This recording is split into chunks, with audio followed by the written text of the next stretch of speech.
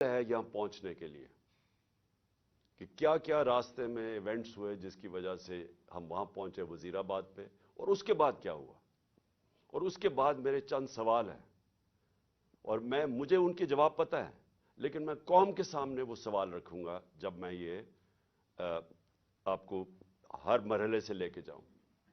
سب سے پہلے کیا ہوا؟ رجیم چینج ہوئی، رجیم چینج کی پوری سازش ہوئی۔ مجھے پتا اس سازش میں کون کون ملوث تھا، کس نے کیا پلاننگ کی، کیا ان کی سوچ تھی، کیسے انہوں نے پیسہ چلایا، کیسے ہمارے ایک آدمی نے فیصلہ کیا گورنمنٹ گرانے کا، کیسے اس نے جب حکم کیا تو ہمارے ایلائز ہمارے سے ہٹے، کیسے ہمارے لوگوں کو امریکن ایمبیسی میں ہمارے بیک بینچرز کو بلا بلا کے بات چیت کی گئی، ان کی میٹنگز کی گئیں، اور وہ سب سے پہلے وہ لوٹا ہوئے، کیسے ان کو پیسے ملے، یہ سارا اب عوام سب سمجھ گئی ہے کہ یہ ہوا کیا تھا۔ گورنمنٹ گرا دی،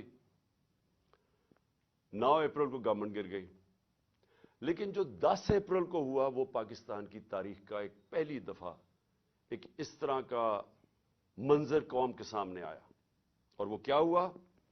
پہلی دفعہ پاکستان کی قوم سڑکوں کے اوپر آئی، لاکھوں لوگ سڑکوں پہ آئے، اور سارے لاکھوں لوگوں نے ایک بات کہی کہ امپورٹڈ حکومت نامنظور۔ یہ کبھی بھی جو پلان کر رہے تھے، جو رجیم چینج کے پیچھے جو ماسٹر مائنڈ تھا، جنہوں نے ساری پلاننگ کی، یہ کوئی بھی نہیں یہ سمجھ رہا تھا کہ پاکستان میں یہ ہوگا، کیونکہ کبھی پہلے ہی نہیں ہوا تھا۔ گورنمنٹس گرائی جاتی تھی، مٹھائیاں بانٹی جاتی تھی، تو پہلی دفعہ ایک باشعور، ایک جاگی ہوئی، ایک بیدار قوم سڑکوں پہ نکلی، اور ان کو سمجھ آ گئی کہ یہ کیا ساری گیم ہوئی تھی، اور ان ہمارے اوپر اس ملک کے نامور ڈاکوؤں کو، جرائم پیشہ لوگوں کو مسلط کر دیا گیا۔ تو قوم کھڑی ہو گئی ان کے خلاف۔ قوم نے یہ واضح ایک پیغام دیا وہ سہولت کاروں کو، رجیم چینج کے جو لوگ تھے، جو غدار تھے، یہ ملک کے میں کہتا ہوں غدار تھے، جو میر جعفر تھے، قوم نے ان کو پیغام پہنچا دی کہ ہمارے لیے یہ ہمیں بھیڑ بکریوں کی طرح نہ رکھو، ہم اس چیز کو قبول نہیں کرتے، ہم انسان ہیں، ہم وہ لوگ ہیں جن میں اب شعور آ چکا ہے، اور پھر سوشل میڈیا کا زمانہ ہے، آپ کسی کی آواز ہی نہیں بند کر سکتے، جس کے پاس موبائل فون ہے اس کے پاس آواز آ گئی تھی۔ تو اس کے بعد یہ سوچا گیا جنہوں نے یہ رجیم چینج کی کہ جی اب یہ تھوڑی دیر کے لیے چلے گا، پھر یہ ایک غبارے سے، بلون سے ہوا نکل جائے گی۔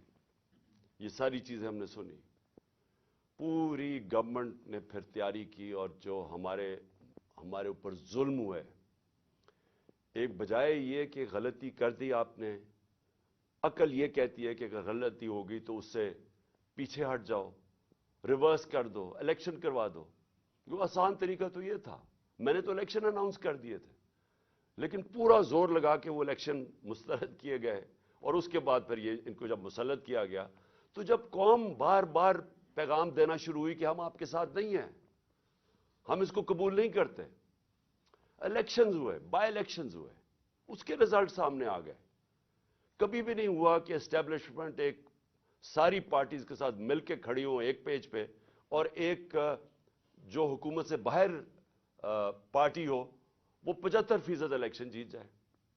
قوم نے پیغام دے دیا، لیکن بجائے اس کے کہ قوم کیا کہہ رہی ہے اس کی آواز سننے کے لیے، ایک طاقت کا استعمال کیا گیا، ہمارے اوپر تشدد کیا گیا، کیسز بنائے گئے۔ پتہ نہیں میرے اوپر کتنے 50-60 کیسز ہیں، مجھے تو یہ بھی نہیں یاد اب کتنے کیسز ہیں۔ مجھے دہشت گردی کا کیس بنایا گیا، پکڑنے آئے مجھے پولیس والے، اور اس کے بعد ہر قسم کے کیسز ہیں ڈسکوالیفائی کرنے کے لیے، کسی طرح راستے سے اسے ہٹاؤ۔ جب پتہ چل گیا کہ عوام ادھر کھڑی ہے، تو پھر بھی بجائے عوام کے ساتھ کھڑے ہونے کے، چوروں کے ساتھ کھڑے ہو کے کوشش کی گئی کہ کسی نہ کسی طرح اس کو راستے سے ہٹایا جائے، اور ہم نے ہر بار دیکھا استعمال کرتے ہوئے۔ 25 مئی کو جس طرح کا ظلم کیا گیا، کبھی ایسے نہیں ہوا کہ ایک پرامن احتجاج یہ جو ہمارا تھا لانگ مارچ، کتنی ہمارے خلاف 3 لانگ مارچز ہوئے، کوئی کسی کا راستہ نہیں روکا. یہاں 2 دن پہلے پولیس گھروں میں گھس کے چادر اور چار دیواری کو مسترد کر کے اس ملک کے جو ہمارا ایک اسلامی کلچر ہے، ہم خواتین کی گھر کی رسپیکٹ ہے اس ملک پہ، کہ ہم اس طرح فیملیز کے گھروں میں نہیں رات کے 3 بجے دوبارے چھلانگ کے پولیس گھس جائے. وہ گھسی، ان کو پکڑا، لوگوں کو لے کے گئے، 11 سال کے بچے کو پولیس اسٹیشن لے کے، کیونکہ باپ نہیں تھا اس کو پولیس اسٹیشن لے گئے. ایک ہماری 70 سالہ خاتون ایم پی تھیں، ان کو رات گھسیٹ کے پولیس اسٹیشن لے گئے. ایسا کبھی نہیں ہوا. پھر 25 میں آیا، پھر جو شیلنگ کی اور تشدد کیا، سارا ایک ابھی تک مجھے نہیں سمجھ آئی کہ یہ کس طرح کا مائنڈ تھا، یہ کیسا ذہن تھا، کہ بجائے پھر سے عوام کی آواز سننے کے لیے کہ عوام بتا رہی ہے آپ نے غلطی کر دی ہے، نہیں، ان کو ہم بھیڑ بکریوں کی طرح ڈنڈے مار کے ٹھیک کریں گے، یہ مائنڈ سیٹ تھا. اور پھر جب دوسرا بائی الیکشن آیا، ساری پارٹیز ایک طرف، اسٹیبلشمنٹ ایک طرف، اس کے باوجود جب 75% الیکشن، 7 یا 8 الیکشنز ہم جیت گئے 11 میں سے، اس کے بعد پھر یہ پلان بنایا گیا. پہلے بھی ایک پلان بنا تھا مجھے مارنے کا. میں نے کہا کہ میں نے 4 لوگوں کے نام میں نے دے کے اور میں نے باہر ایک ویڈیو بنا کے ملک سے باہر بھجوا دی کہ اگر مجھے کچھ ہوتا ہے تو وہ ویڈیو آ جائے گی. اب دوسرا پلان بنا گیا، یہ پلان بی تھا. اور پلان بی، اب ان کو پتا تھا کہ اگر مجھے اسی طرح قتل کرتے ہیں تو ان کے اوپر آ جائے گی، تو انہوں نے ایک اور پلان لے کے آئے. اور پلان کہ جی سلمان تاثیر ٹائپ قتل ہو، دینی انتہا پسند جلال اور جوش میں آ کے اس نے عمران خان کو قتل کر دیا. یہ پلان بنا. اب میں آپ کو اس کا پلان بتاتا ہوں کہ مجھے کب پتا چلا، لیکن یہ شروع کدھر سے ہوا. کیونکہ یہ جے آئی ٹی کی جو رپورٹ ہے اس کے اندر کافی چیزیں آئی ہیں جو میں بعد میں آپ کو بتاؤں گا، کہ اگر کسی کو کوئی شک ہے کہ یہ باقاعدہ ایک پلان بن کے مجھے قتل کرنے کی اسکیم بنی تھی، وہ جو میں آپ کو چیزیں بتاؤں گا آپ کے سب کے شک دور ہو جائیں گے، کہ آپ کو واضح ہو جائے گا کہ کتنی بڑی یہ پلان کر کے سازش کی گئی تھی. اور کوشش یہ بتانا تھا کہ یہ دینی انتہا پسند نے کیا. اب میں آپ کو ذرا بتاؤں کہ یہ سیکوینس آف ایونٹس کیا ہوا ہے. 24 اگست ایک وقار ستی ایک ویڈیو لے کے آتا ہے. ویڈیو کدھر بنتی ہے یہ میرا بہت بڑا سوال ہے. یہ کون بناتا ہے یہ ویڈیو؟ اور جیسے بھی اس کے پیچھے جائیں گے آپ کو پتا چل جائے گا. اور مجھے پتا ہے وہ کون تھے، کہ کس نے یہ ویڈیو بنائی. اور ویڈیو کیا ہے؟ عمران خان نے توہین رسالت کر دی، توہین مذہب کر دیا. اور اس کے بعد جناب وہ ویڈیو آگے نکلتی ہے. جاوید لطیف پریس کانفرنس کرتا ہے 14 تاریخ کو، 14 سپٹمبر کو، اور وہ یہ کہتا ہے کہ جناب عمران خان نے بڑا ظلم کر دیا دین کے خلاف. بڑا یہ اس نے لوگوں کے اندر وہ کیا ہے کہ اس نے دین کی کیونکہ کیا ہے تو لوگوں میں اب بڑا غصہ ہے اس کے خلاف. پھر مریم نواز، بڑا اس کو دین کی پرواہ ہے، وہ بہت تکلیف لیتی ہے کہ کوئی دین کے خلاف بات نہ کر دے. تو مریم نواز کو بھی جوش آ جاتا ہے اور وہ 15 سپٹمبر کو وہ بھی پریس کانفرنس کر دیتی ہے. اس سے پہلے میں بھول جاؤں کہ ایک ملک کا ایک بہت بڑا دینی آدمی رانا ثناء اللہ، اس کو بھی جوش آتا ہے. وہ 14 تاریخ کو ایک پریس کانفرنس کرتا ہے کہ جی وہ عمران نے لوگوں کو بڑا غصہ چڑھا دیا کہ اس نے دین کے خلاف بولا.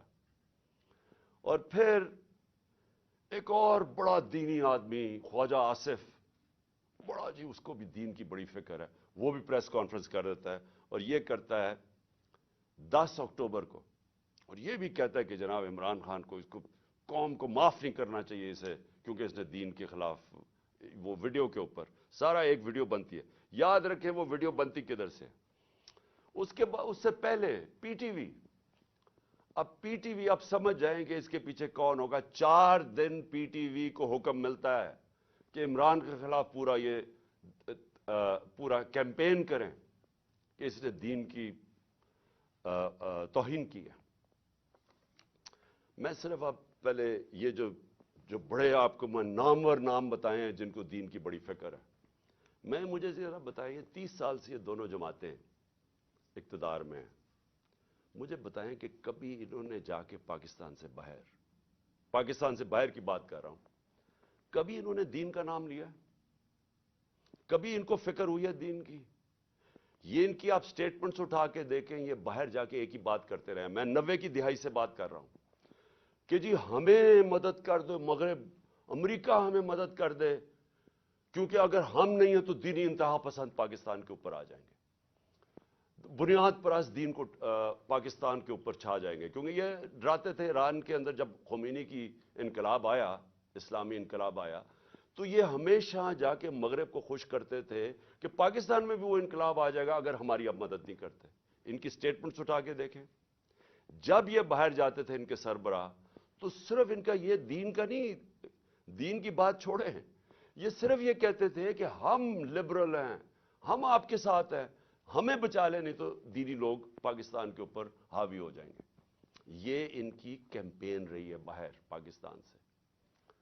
میں واحد, اور مجھے فخر ہے اس چیز کے اوپر, لیکن وہ اس لیے نہیں کہ میں کوئی کسی ووٹ لینے کے لیے کر رہا تھا. یہ میرا عقیدہ ہے, یہ میرا ایمان ہے, اور صرف جس کا ایمان ہو تو وہ جس طرح کی باتیں کر سکتا ہے. اور مجھے بتانے کی ضرورت نہیں ہے کہ ہر انٹرنیشنل فورم پہ میں نے اپنے جو ہمارے مسلمانوں سے زیادتیاں ہوتی ہیں جو مغرب میں رہتے ہیں, اسلاموفوبیا, اور پھر جو نبی صلی اللہ علیہ وسلم کی شان میں گستاخی کی جاتی ہے, اس کے اوپر واحد میں چیلنج کرتا ہوں, میں واحد وہ پاکستان کا پرائم منسٹر ہوں جس نے اس کی بات کی ہے. ہر انٹرنیشنل فورم پہ بات کیا میں نے, اور پھر سے میں ریپیٹ کرتا ہوں کہ میں کسی کو خوش کرنے کے لیے نہیں کر رہا, یہ میرا ایمان کا حصہ ہے. اور میں نے اس لیے نہیں کی کہ میں وہ جا کے کوئی پوائنٹ سکورنگ کر رہا تھا مغرب میں جا کے. میں مغرب کو بڑی اچھی طرح جانتا ہوں. میں جو ہمارے ملک پاکستان کے لوگ مغرب میں رہتے ہیں اور مسلمان مغرب میں رہتے ہیں, مجھے پتہ ہے ان کے اوپر کیا دشواریاں گزرتی ہیں. مجھے پتہ ہے ہندوستان میں اس وقت مسلمانوں کے اوپر کیا ہو رہا ہے, جو مسلمان ہندوستان میں. اس لیے میں نے ہر فورم کے اوپر یہ بات اٹھائی. میں اپنے جو لوگ جو مشکل وقت سے گزرتے ہیں, جو ان ملکوں میں رہ رہے ہیں, میں نے ان کے لیے بات کی کہ بڑے مشکل حالات میں وہ گزرتے ہیں, ان کو چھیڑتے ہیں, برا بھلا کہتے ہیں, اور عورتوں نے جب اپنا سر کور کیا ہو ان کو جا کے گالیاں نکالتے ہیں کئی دفعہ سڑکوں کے اوپر. اور جو مسلمان لگے, یعنی جس کی داڑھی ہو, اور وہ جو لگتا تھا, اب تو خیر داڑیاں ٹرینڈی ہو گئی ہیں, تو ان کے اوپر یہ باتیں ان کو آوازیں لگاتے تھے لوگ. تو میں نے ان کے لیے کہا تھا. اور پھر یہ جس طرح سارے ہمارے مسلمانوں کو تکلیف ہوتی ہے, ہمیں وہ تکلیف پہنچتی ہے جب ہمارے نبی صلی اللہ علیہ وسلم کی شان میں گستاخی کی جائے, تو یہ میں نے ہر فورم پہ اٹھایا. اس کے اوپر یہ پروگرام تیاری ہو رہی ہے کہ جناب وہ آدمی دین کی توہین کر رہا ہے. اور یہ اس لیے نہیں کر رہے تھے کہ ان کو, یہ جو لوگ ہیں, یہ جو لٹیروں کے میں نام لے رہا ہوں, یہ سارے نامور ڈاکو ہیں جن کے میں نے نام لیے. رانا ثناءاللہ بدماش ہے, سارا فیصل آباد میں جانتا ہے, ان کو کوئی دین سے تعلق نہیں ہے. یہ سارا پلان بن رہا تھا, یہ ایک سکرپٹ کے مطابق چل رہے تھے. مجھے اندر سے 3.5 سال میں گورنمنٹ میں رہا ہوں, میری اندر سے ظاہر ہے میرے کنیکشنز ہو گئے تھے. مجھے اندر سے ایجنسیز کے اندر سے پیغام آیا کہ یہ پلان بن رہا ہے آپ کو قتل کرنے کا, دین کے نام پہ, وہی سلمان تاثیر والا قتل. تو میں نے پھر 2 جلسوں کے اندر اس کی بات کی. میں نے 7 اکتوبر کو میرا ایک جلسہ تھا, اور اس سے پہلے 24 سپٹمبر کو میرا جلسہ تھا. ان دونوں جلسوں میں نے یہ بتایا کہ یہ پلان بن رہا ہے مجھے قتل کرنے کا. کیونکہ وہ جو 4 تھے بند کمروں میں جنہوں نے فیصلہ کیا تھا, انہوں نے یہ سوچا ہوگا کہ اگر وہ قتل تو ان کے نام آ جائیں گے.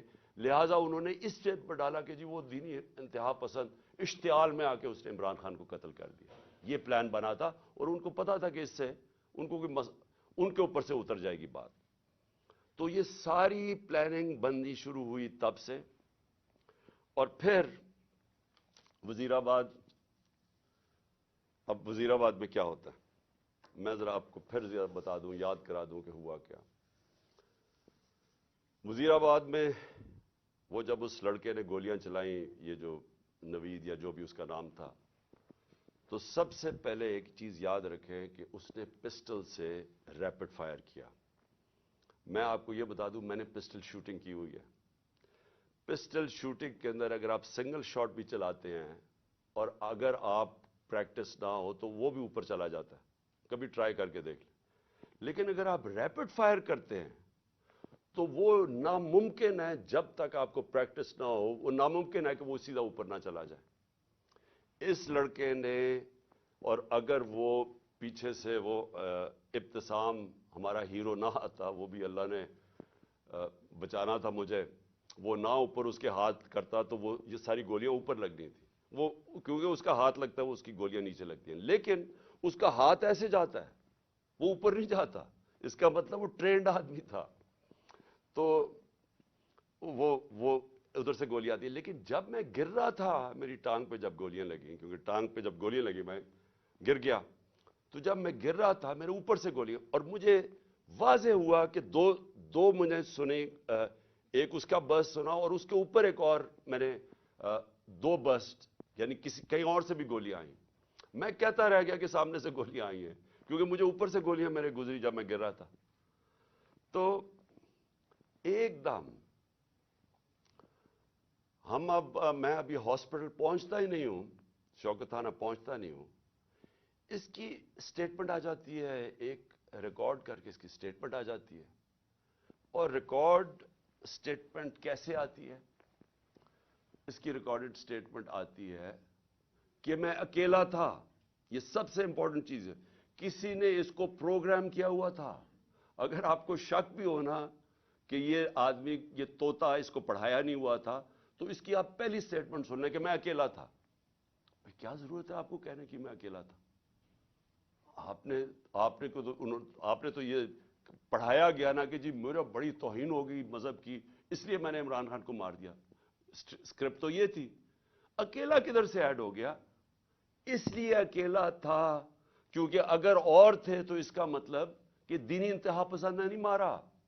اگر اور پتہ چل جائے گولی مارنے والے تو اس کا مطلب کہ پورا ایک پروگرام بنا ہوا تھا عمران خان کو قتل کرنے کا. تو اس لیے اس نے میں اکیلا تھا. اور اس کی جو پہلی سٹیٹمنٹ تھی وہ بھی بڑی مزیدار ہے. کون سے پولیس، ابھی گولیاں لگی ہیں مجھے، ابھی میں ہاسپٹل بھی نہیں پہنچا، تو کون سا پولیس ایک سٹیٹمنٹ اس کی ریکارڈ کر کے تو جا کے سلیکٹڈ لوگوں کو دیتی ہے، وہ جو کہ مخالف ہے تحریک انصاف کے، ان رپورٹرز کو دیتے ہیں جو ہمارے خلاف ہے. اب یہ ذرا سنیں، اس کی سٹیٹمنٹ آتی ہے اور سٹیٹمنٹ ریکارڈ کون کرتا ہے؟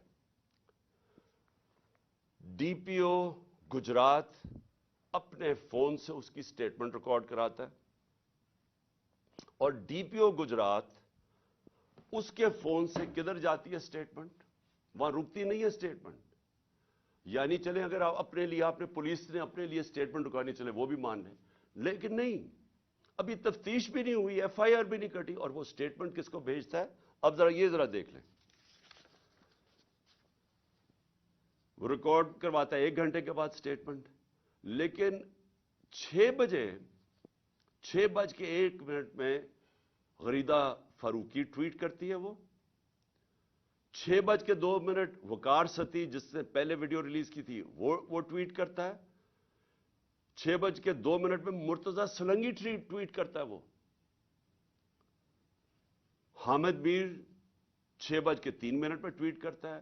اور جو آپ کو پتا ہے کہ ہمارا کتنا خیر خواہ چینل ہے جیو نیوز، وہ 6:04 پہ کرتا ہے ٹویٹ، یعنی پروگرام اس کے دکھاتا ہے وہی اس کی سٹیٹمنٹ. اور پھر سما آپ کو اگلا پتا کہ وہ ہمارا کتنے خیر خواہ چینل ہے، یعنی چن کے ان چینلز کو ہی بھیجا جاتا ہے. وہ کرتا ہے, وہ بھی 6 بجے 4 منٹ پہ کرتا ہے, اور اس کے بعد پھر باقی چینلز آتی ہیں. تو سب سے پہلے ڈی پی او جو سٹیٹمنٹ ریکارڈ کراتا ہے اس کی, وہ سب سے پہلے جاتی ہے ان رپورٹرز کو جو کہ سب کو پتا ہے کہ اس وقت تحریک انصاف کے مخالف ہیں. تو اب سوال یہ ہے کہ ڈی پی او تو ہمارا ہے, پنجاب گورنمنٹ تو ہماری ہے, تو ہمارا اپنا ڈی پی او ریکارڈ کروا کے سٹیٹمنٹ بھجواتا کدھر ہے؟ اور پھر جو اگلا سوال یہ ہے کہ ہمیں یہ ڈی پی او کی کوئی سٹیٹمنٹ آئی کہ جی شروع میں کوئی عجیب سی سٹیٹمنٹ اس کی آئی, تو میں یہ بھی چاہتا ہوں کہ سارے آپ دیکھ لیں کہ ڈی پی او کیسے, کیونکہ یہ سی سی ٹی وی فوٹیج پہ آ گیا. ابھی میں بعد میں آتا ہوں کہ یہ ڈی پی او گجرات نے انکوائری سے کتنی ہماری مدد کی, لیکن وہ میں بعد میں آتا ہوں. تو سی سی ٹی وی فوٹیج کے اوپر ڈی پی او اپنا موبائل فون دے رہا ہے ایس ایچ او کو کہ ریکارڈ کرے. تو میں چاہتا ہوں پہلے یہ دیکھ لیں تاکہ آپ کو اس میں کوئی شک نہ ہو کہ ہوا کیا ہے, کیونکہ میں آگے جو باتیں کروں گا یہ اس کے ساتھ جڑی ہوئی ہیں.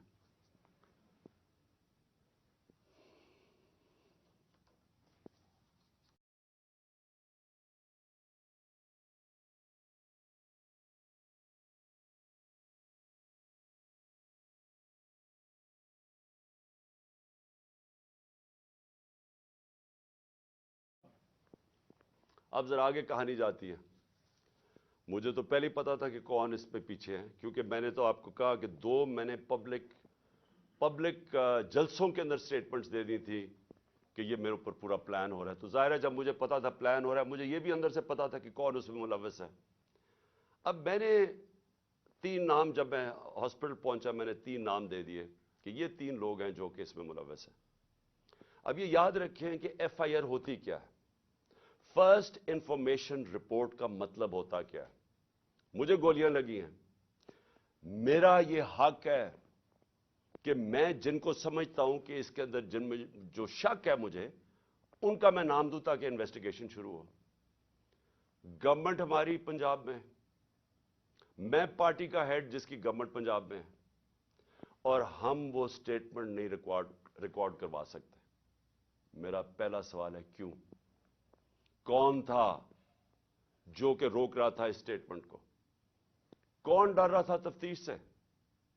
میں نے جب یہ نام لیے تو ان کے اوپر تفتیش ہونی چاہیے تھی, میرا رائٹ ہے.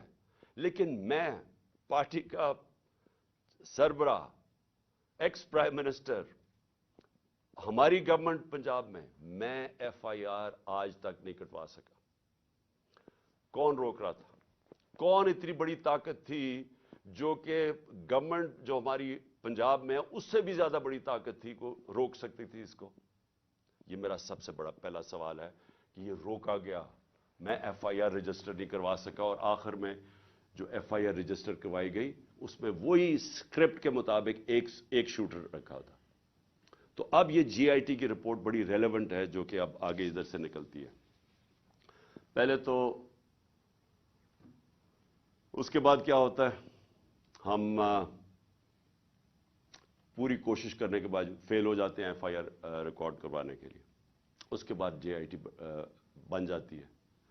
اب جے آئی ٹی کی فائنڈنگز کیا آتی ہیں؟ اب تک جے آئی ٹی کی فائنڈنگز کیا ہیں؟ اور میں یہ آپ کو بتا دوں کہ جتنی مشکلوں سے جے آئی ٹی آپریٹ کر رہی ہے, کیونکہ وہ میں آپ کو بتاتا رہوں گا کہ کون اس کے اندر کوآپریٹ ہی نہیں کر رہا ہے. جب جے آئی ٹی نے ڈی پی او کو کہا کہ آپ کا ہمیں موبائل فون کی ضرورت ہے, ہمارے نیچے پنجاب گورنمنٹ کے نیچے ڈی پی او منع کر دیتا ہے. ڈی پی او واضح کہہ دیتا ہے کہ میں نہیں آپ سے کوآپریٹ کرتا, آتا بھی نہیں ہے. اب ہمارے ہوتے ہوئے ہمارا ڈی پی او گجرات, اس کو اب عدالت کے ذریعے بلایا جائے گا جے آئی ٹی کے اندر. پھر کیا ہوتا ہے, وہ جو شام کو جب ایک دفعہ ڈی پی او اس کی سٹیٹمنٹ ریکارڈ کر دیتا ہے, 8 گھنٹے کے لیے اس کو نوید کو سی ٹی ڈی اٹھا لیتی ہے. سی ٹی ڈی پھر ایک اور ویڈیو ریلیز کرتی ہے رات کے 12 بجے. اور سی ٹی ڈی کا کیا کام تھا اس ویڈیو کو ریلیز کرنا. پھر ایک اور چیز ہے کہ سی ٹی ڈی جب وہ ویڈیو ریلیز کرتی ہے جو اس کی بیک گراؤنڈ ہے وہ چینج کر دیتی ہے بعد میں. پھر سی ٹی ڈی کے جو اس آدمی کو جو ملوث تھا اس کو جب بلایا جاتا ہے جے آئی ٹی میں وہ بھی منع کر دیتا ہے کہ میں نہیں آتا. پھر سے پنجاب گورنمنٹ کے نیچے ہے وہ منع کر دیتا ہے کہ میں نہیں کوآپریٹ کرتا. یعنی کیا وجہ ہے؟ اب میں سوال سب سے پوچھتا ہوں کہ کیا وجہ ہے کہ یہ ہمارے نیچے آفیسرز پہلے تو وہ نہیں ہم اپنی ایف آئی آر نہیں رجسٹر کروا سکتے اور پھر وہ منع کر دیتے ہیں کہ جی ہم نہیں کوآپریٹ کرتے. کیوں نہیں کرتے؟ کون ان کو روک رہا تھا؟ ہمارے سے ظاہر ہے کوئی زیادہ طاقتور فورس تھی جو روک رہا ہے ان کو. اس کے بعد کیا ہوتا ہے؟ اس کے بعد جے آئی ٹی کی فائنڈنگز آتی ہیں. وہ عدالت میں جو آپ فائنڈنگز رکھتے ہیں اس میں کیا چیز سامنے آتی ہے؟ نمبر 1 کہ 3 شوٹر تھے. 2 نہیں تھے، 3 شوٹر تھے. ایک تو وہ نوید جس نے گولیاں ماری. دوسرا ایک اوپر سے جو گولیاں جو میں کہہ رہا تھا اوپر سے آئیں گولیاں وہ اب وہاں بھی ان کے جو گولیوں کے جو شیلز ہوتے ہیں وہ وہاں ملے اوپر. 8 غالباً اوپر ملے، 10 نیچے ملے اور 2 اور نیچے ملے جو اور مختلف بندوق سے چلائے ہوئے تھے. جو گارڈز تھے ہمارے اوپر ان کی فورینزک جب ٹیسٹ کرایا گیا کسی کی بھی گولی نہیں چلی تھی کیونکہ جو گارڈ سب سے قریب تھا اس کے تو 6 گولیاں اس کے اندر سے نکلی تو وہاں تو کسی کے پاس بھی نہیں تھا. اور پھر یہ بھی چیز سامنے آ گئی کہ معظم جو تھا جو معظم شہید ہوا وہ آپ کوئی بھی اگر آپ کو سوشل میڈیا پہ وہ ویڈیو مل سکتی ہے اس کا سلو موشن دیکھ لیں. وہ معظم جب جاتا ہے اس کے پیچھے تو جیسے ہی اس کے سامنے آتا ہے نوید کے اس کو گولی لگتی ہے. وہ گولی نہ آگے سے لگتی ہے نہ کنٹینر سے لگتی ہے، وہ گولی کہیں دور سے آ کے لگتی ہے اس کے اس طرف. اور وہ نوید کے لیے وہ گولی تھی. معظم راستے میں آ گیا کیونکہ یہ لیاقت علی خان والا ٹائپ انہوں نے انسیڈنٹ بتانا تھا کیونکہ فوری طور پہ جو ایک آدمی کو مار کے کہیں جی بس ایک آدمی ہم نے مار دیا تو وہ بچ گیا نوید اور معظم شہید ہو گیا. اچھا اب نہ وہ کوآپریٹ کر رہے ہیں نہ ہمارے جو ہم چاہ رہے تھے کہ اس وقت ایکس پرائم منسٹر پہ ہوا ہے ساری گورنمنٹ کوآپریٹ کرے گی. ہمیں تب ہی پتا چل گیا جب میں ایف آئی آر رجسٹر نہیں کروا سکا کہ کوئی کوآپریشن نہیں ملے گی. پھر ایک اور ہے جو اس کا موبائل فون ہے. C T D J I T نے اس کے موبائل فون کے اوپر فورینزک کرانے کے لیے اس ادارے کو دیا جو فیڈرل گورنمنٹ کے نیچے ہے کہ بتائیں جناب کہ اس کو کالز کدھر سے آئی ہیں. اس ادارے نے منع کر دیا کہ نہیں ہم نہیں دیتے. کیوں نہیں دیتے؟ کیا وجہ ہے اس کی؟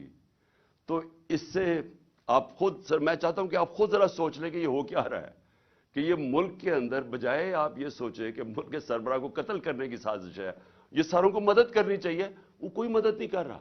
وہ تو چھوڑے فیڈرل ادارے کو، اپنے جو نیچے پولیس کام کر رہی ہے وہ نہیں مدد کرنے کے لیے تیار. اب آگے چلیں. اب بات بڑی سمپل رہ گئی ہے. میرا یہ سوال یہ ہے کہ کون کون لوگ اس کے اندر ملوث ہو سکتے ہیں؟ مجھے پتا ہے کون ہے وہ. میں صرف اب سوال چھوڑنے لگا ہوں سب کے لیے، اپنی قوم کے لیے، کہ یہ جب میرے یہ جو ہوا اس کے اندر میں چاہتا ہوں کہ قوم خود سوچ لے کہ اگر یہ ملک کے ایکس پرائم منسٹر سے ہو سکتا ہے تو باقی قوم کے اندر لوگوں کی کیا حیثیت رہ گئی. یعنی جب ہم قانون کی حکمرانی کی بات کرتے ہیں تو اس کا مطلب یہ ہوتا ہے کمزور اور طاقتور ایک ہی قانون سب کے لیے. تو یہاں تو اب واضح ہو جانا چاہیے کہ اگر ایکس پرائم منسٹر اور سب سے بڑی پارٹی کے سربراہ اگر اس سے زیادہ طاقتور لوگ ہیں تو وہ بھی نہیں انصاف لے سکتا. جو زیادہ طاقتور ہیں ان کا رول چلتا ہے، جنگل کا قانون ہے پاکستان میں. تو میرے آپ سوال ہیں، میں سب سے پہلے پھر شروع کرتا ہوں. ویڈیو کس نے بنائی جس میں یہ بتایا چن کے چیزیں جمع کر کے بتایا گیا جی عمران خان نے توہین مذہب کر دی؟ وہ کون تھے؟ وہ کون سا ادارہ تھا؟ مجھے پتا ہے وہ کون سا ہے لیکن میں آپ سب کے سامنے چھوڑ رہا ہوں. اور میں امید کرتا ہوں کہ جب یہ جے آئی ٹی ان لوگوں کو بلا کے سوال پوچھے گی تو ہم سب کو بتا سکیں گے وہ کون ہے۔ دوسرا کہ جو میں پہلے کیوں نہیں ایف آئی آر میں کروا سکا؟ وہ کون پاور تھی جس نے روکا ایف آئی آر کو؟ مجھے پتا ہے وہ کون تھی، لیکن یہ میں سوال چھوڑتا ہوں۔ ڈی پی او گجرات کے اوپر میرے دو سوال ہیں۔ کس نے اسے کہا تھا کہ یہ ویڈیو بھیجے ان صحافیوں کی طرف؟ کس نے کہا تھا کہ پہلے ہمارے مخالف صحافیوں کے پاس ویڈیو کیسے پہلے پہنچ گئی؟ کس نے بھجوائی تھی؟ کس نے ان کو حکم کیا تھا؟ مجھے پتا ہے وہ کون تھا۔ اور پھر سی ٹی ڈی، کس نے کہا تھا سی ٹی ڈی کو یہ ویڈیو بنانے کا، جو انہوں نے رات کے 12 بجے دوسری ویڈیو ریلیز کی؟ وہ کون تھا؟ وہ پنجاب گورنمنٹ تو نہیں تھی، تو وہ کون، کس نے ان کو کہا تھا کہ آپ بھیجیں؟ اور پھر وہ پیچھے بیک گراؤنڈ چینج کرنے کی کیا ضرورت تھی؟ اگر آپ کو کسی چیز کا ڈر ہی نہیں، آپ تفتیش کر رہے ہیں، تو یہ ایک دم وہ چینج کیوں کرنے، کیوں ثبوت چھپا رہے تھے؟ اور پھر جے آئی ٹی کے اندر سے چیزیں لیک ہوئیں اور ایک مخالف ہمارے جو بڑا ہمارے گیس بولتا ہے اس اینکر کو پہنچائی گئی۔ وہ کس نے پہنچائی تھی؟ کون تھا ہمارے جے آئی ٹی کے اندر کہ جے آئی ٹی کے اندر سے، اور یہ ایک جرم ہے کہ کوئی جے آئی ٹی کے اندر سے انفارمیشن لیک نہیں کر سکتا جب تک وہ عدالت میں نہ جائے۔ میں جو آپ کے سامنے چیزیں لے کے آ رہا ہوں یہ ساری عدالت میں جا چکی ہیں۔ اس عدالت کے اندر ایک پولی گراف ٹیسٹ کیا ہے۔ پولی گراف ٹیسٹ وہ ہوتا ہے جب آپ ایک انسٹرومنٹ ہوتا ہے، وہ جب لگا کے آپ کے دل کے اوپر لگایا ہوتا ہے، تو وہ جب آپ سے سوال پوچھتے ہیں تو اس میں پتہ چلتا ہے کہ آپ سچ بول رہے ہیں، جھوٹ بول رہے ہیں۔ تو اس نوید کے اوپر جب انہوں نے وہ ٹیسٹ کیا تو پولی گراف ٹیسٹ کے اندر دو چیزیں واضح سامنے آ گئی۔ ایک، جب نوید سے پوچھا گیا کہ آپ کے ساتھ کن کن لوگوں نے، صرف ایک آدمی کے علاوہ کسی نے آپ کو کانٹیکٹ کیا تھا؟ اس نے کہا نہیں کیا تھا۔ جھوٹ نکلا۔ وہ جھوٹ اس لیے واضح ہو گیا کہ اس کے پیچھے پورا ایک پلاننگ ہوئی تھی، اس کو پورے تیار کر کے بھیجا تھا۔ دوسرا اسے سوال پوچھا گیا کہ کیا آپ کو ٹریننگ تھی پسٹل شوٹنگ کی؟ اس نے کہا کوئی ٹریننگ نہیں تھی۔ وہ پھر جھوٹ صاحب آ گیا پولی گراف کے اوپر، کیونکہ ظاہر ہے وہ ٹرینڈ آدمی، اس کی ٹریننگ کروا کے بھیجا گیا تھا۔ تو سارا جو انہوں نے پورا کیس بلڈ کیا تھا کہ ایک دینی انتہا پسند نے عمران خان کو قتل کیا، اور اسے شروع میں تو کہا کہ میں نے مار دیا ہے، تو وہ جو سارا کیس تھا وہ سارا کیس انہی جے آئی ٹی کی فائنڈنگ سے ختم ہو جاتا ہے۔ جس وقت 3 شوٹر آ گئے تو اس کا مطلب ایک پلان طریقے سے یہ اسیسینیشن اٹیمپٹ تھی۔ اور جب اس کے اوپر یہ بھی چیزیں واضح ہو گئی کہ اس کو ٹرین کیا ہوا تھا، تو اور پھر یہ بھی پتہ چل گیا کہ یہ کوئی دینی آدمی نہیں تھا۔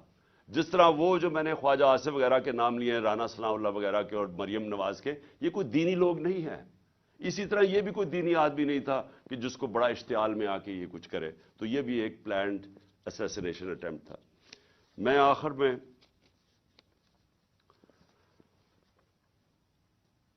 میں سوال پوچھنا چاہتا ہوں ان لوگوں کو جو اس ملک میں طاقت رکھتے ہیں۔ میں ان لوگوں سے آج سوال پوچھنا چاہتا ہوں جو مجھے پتہ ہے اس کے پیچھے تھے۔ مجھے یہ پتہ ہے کہ نون لیگ یہ اوپر سربراہ ان کے پیچھے تھے، مجھے اس کا واضح ہے۔ مجھے یہ پتہ ہے کہ رانا ثناء اللہ جس کے لیے قتل کرنا کوئی بڑی چیز نہیں، وہ پیچھے تھا۔ مجھے پتہ ہے کہ شہباز شریف جس نے ایکسٹرا جوڈیشل کلنگ میں اس کے اوپر رپورٹ ہے 97 سے 99 تک کہ اس نے کتنے لوگ پولیس مقابل میں قتل کروائے تھے۔ عابد باکسر کی سٹیٹمنٹ ہے کہ کیسے شہباز شریف ان سے لوگوں کو قتل کرواتا تھا۔ ماڈل ٹاؤن کے اندر ان دونوں نے دن دہاڑے نہتے لوگوں کے اوپر گولی چلائی، جس میں 12 لوگ اس میں قتل ہوئے اور اس کے علاوہ کوئی 50-60 لوگوں کو گولیاں لگی۔ اور وہ ٹی وی کے اوپر سب آ رہا تھا. یہ وہ لوگ ہیں، ان کا تو مجھے پتا ہے. لیکن مجھے جو ایک طرح افسوس بھی ہے اور ایک طرح اپنے ملک کی فکر بھی ہے کہ وہ لوگ جن کو ہم سمجھتے ہیں کہ اس ملک کی انہوں نے حفاظت کرنی ہے، جو اس ملک کے محافظ ہیں، وہ اس پلاٹ میں کیسے شامل ہو گئے؟ کیونکہ ان کے بغیر یہ ہونا نہیں تھا. جو سارا کور اپ ہوا ہے وہ کبھی بھی یہ جو دو کرمنلز ہیں یہ نہیں کر سکتے تھے، شہباز شریف اور رانا ثناءاللہ. یہ اس سے زیادہ طاقتور لوگ کر سکتے تھے، صرف وہ یہ کور اپ میں شامل تھے. سارا جو طریقے سے اس نے کہا جی میں اکیلا ہوں، اسے منہ سے بلوایا گیا، ایویڈنس پولیس کے اوپر پریشر ڈالا گیا، ایف آئی آر نہیں، یہ دونوں نہیں کروا سکتے تھے. ان کے پیچھے ہمارے وہ لوگ ہیں جن کو ہم سمجھتے ہیں کہ ہمارے ملک کی حفاظت کریں گے. میں یہ سوال پوچھتا ہوں کہ کیا میں وہ آدمی ہوں جس کو آپ کہہ سکتے ہیں کہ یہ کوئی بیرونی سازش کا حصہ ہے؟ کیا آپ کہہ سکتے ہیں کہ اس نے اپنا ملک کا کبھی پیسہ ملک سے باہر رکھا ہوا ہے اور باہر بڑے بڑے اکاؤنٹس ہیں اور بینک اکاؤنٹ، جس طرح یہ جو چور اوپر مسلط کیے ہیں ان سب کے باہر پیسہ پڑا ہے، اربوں ڈالر پڑا ہے اور ابھی بھی چوری کر کے پیسہ باہر لے کے جا رہے ہیں. جس نے باہر کمائی کر کے سب کچھ، آج اس کا جینا مرنا پاکستان ہے. میرا سوال یہ ہے کہ اس کو اگر قتل کروانے کی سازش میں آپ ملوث ہیں تو کیا آپ کو فکر ہے اپنی قوم کی؟ اگر ملک کی سب سے بڑی پارٹی کے سربراہ کو آپ قتل کروا دیتے ہیں، جو واحد فیڈرل پارٹی ہے پاکستان میں، قوموں کو پولیٹیکل پارٹیز اکٹھا رکھتی ہیں، اگر قوموں کو صرف فوج کے ذریعے اکٹھا رکھتے تو ایسٹ پاکستان علیحدہ نہ ہوتا. ایسٹ پاکستان کی جو پاکستان کی سب سے بڑی پارٹی تھی، اس کے خلاف جب اپنے ملک کی اسٹیبلشمنٹ چلی جاتی ہے اور وہ ملک ٹوٹ جاتے ہیں. اگر آپ وہ پارٹی کے سربراہ کو ختم کرنا چاہتے ہیں جو واحد اس وقت ملک کا ایک ملک کی فیڈریشن کی اس وقت ایک ہی آدمی ہے جس کی ساری جگہ ووٹ بینک بھی ہے، جو اکٹھا بھی رکھ سکتا ہے، تو یہ کس کے لیے کیا جا رہا ہے؟ کیا یہ پاکستان کی بہتری کے لیے کیا گیا؟ مجھے پتہ ہے کون تھے، اور مجھے افسوس سے کہنا پڑتا ہے مجھے بڑے افسوس سے کہنا پڑتا ہے کہ جب مجھے گولیاں لگی اور جب میں تب سے 3 مہینے یہ میری ٹانگ کو ٹھیک ہونے میں 3 مہینے لگیں گے، کیونکہ جب آپ کی نچلی ٹانگ ٹوٹتی ہے وہ 3 مہینے لگتے ہیں اس کو ہیل ہونے میں. تو میں 2 کمروں میں بند ہوں. میں بار بار اپنے سے سوال کرتا ہوں کہ کیسا مائنڈ سیٹ ہے، وہ کون سا ذہن ہے، اور وہ مجھے پتہ ہے کون سا ذہن ہے کہ جو یہ سوچ سکتا ہے کہ اپنے ملک کو نقصان پہنچا سکتا ہے، کیونکہ یہ ملک کو نقصان ہوگا. آپ اگر ملک کی پولیٹیکل پارٹیز کو کمزور کرتے ہیں اور فیڈرل پارٹی کو، تو اس سے بڑا ملک کا نقصان کیا ہو سکتا ہے؟ یعنی یہ آپ کے دشمن کر سکتے ہیں. یہ دشمنوں کا پلان تو ہو سکتا ہے کہ ملک کو کمزور کرو اور ان کی پولیٹیکل پارٹیز کو کمزور کرو، فیڈریشن کو کمزور کرو، لیکن وہ لوگ جنہوں نے ملک کی حفاظت کرنی ہے وہ کیسے سوچ سکتے ہیں؟ اور میں بار بار میرے یہ ذہن میں چیز آتی ہے، اور مجھے پتا ہے کہ بدقسمتی سے یہ صرف 1-2-3 لوگوں کی یہ سازش تھی، اور مجھے یہ بھی پتا ہے کہ ہمارے ملک کی جو فوج ہے وہ ہر روز قربانیاں دے رہی ہے اس ملک کے لیے. وہ وار آن ٹیرر میں وہ قربانیاں نہ دیتے، آج ہماری حفاظت، یعنی ہم اس ملک میں کمفرٹیبل نہ ہوتے، ہمیں اعتماد نہ ہوتا کہ ایک ایسی ہمارے پاس سیکیورٹی فورس ہے جو اس ملک میں ہمیں سیکیورٹی دیتی ہے. لیکن ہر اداروں کے اندر کالی بھیڑیں ہوتی ہیں، اور یہ جس نے پلان کیا، مجھے پتہ ہے اور میں یہ چاہتا ہوں کہ یہ جے آئی ٹی کے ساتھ اب کوآپریشن کی جائے. یہ لوگ جو ایک جان کی آبسٹرکٹ کر رہے ہیں جسٹس، ان لوگوں کو ان کے اوپر ایکشن لیا جائے. اور میں آخر میں اپنے سپریم کورٹ کے چیف جسٹس سے کہنا چاہتا ہوں کہ میں نے شروع میں ہی کہا تھا کہ مجھے صرف انصاف کی ایک جگہ سے توقع ہے. جب یہ طاقتور لوگوں کو جن کے میں نے نام لیے ہیں، یہ کیسے انصاف ہونے دیں گے اگر یہ خود اس میں ملوث ہے؟ تو صرف ایک طاقتور اگر انکوائری، اس کو اگر چیف جسٹس اس کو بیک کریں، پاکستان کے سپریم کورٹ کے چیف جسٹس، تب ہی انصاف مل سکتا ہے. نہیں تو مجھے کوئی اب تک جو میں نے حالات دیکھے ہیں، جس طرح کی ہر جگہ رکاوٹیں ہیں، مجھے کوئی امید انصاف کی نہیں ہے۔ پاکستان زندہ باد۔